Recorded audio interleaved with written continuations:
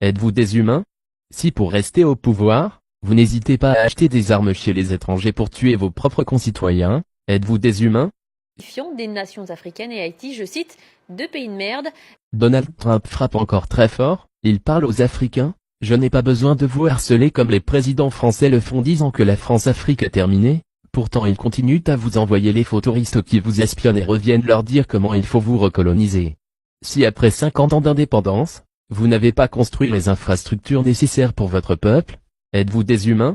Si vous vous asseyez sur l'or, le diamant, le pétrole, le manganèse, l'uranium, et que vos populations n'ont pas à manger, êtes-vous des humains? Si pour rester au pouvoir, vous n'hésitez pas à acheter des armes chez les étrangers pour tuer vos propres concitoyens, êtes-vous des humains? Si votre seul projet social est de rester au pouvoir à vie, êtes-vous des humains? Si vous méprisez et vous abattez vos propres citoyens comme des gibiers, qui va les respecter? Je suis le premier des présidents occidentaux qui aime l'Afrique et ses enfants. C'est tout un continent qui s'insurge après les propos qu'aurait tenus Donald Trump. Des paroles rapportées pour le moins insultantes. Le président américain se serait emporté sur l'immigration, qualifiant des nations africaines et Haïti, je cite, deux pays de merde.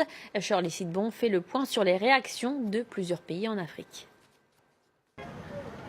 Choqué, oui, mais pas vraiment étonné.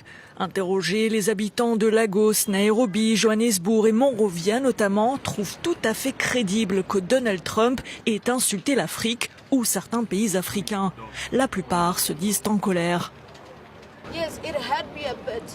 Oui, ces paroles m'ont blessé. Nous ne sommes pas un pays de merde. Nous sommes des êtres humains, exactement comme lui. Donald Trump respire le même oxygène que nous. À part la couleur de peau, nous sommes pareils.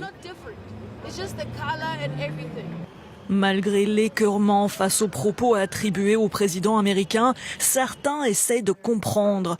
Pour ce politologue, Trump serait le fruit d'un système qui dénigre l'Afrique.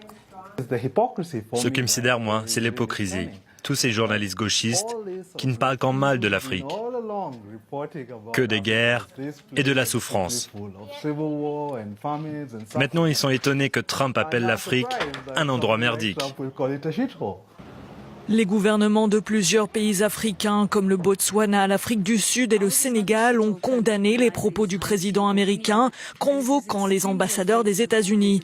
Le président sénégalais a tweeté « Je suis choqué par les propos du président Trump sur Haïti et sur l'Afrique. Je les rejette et les condamne vigoureusement. L'Afrique et la race noire méritent le respect et la considération de tous. » Pour l'Union africaine et l'ONU, aucun doute, les propos de Trump sont clairement racistes.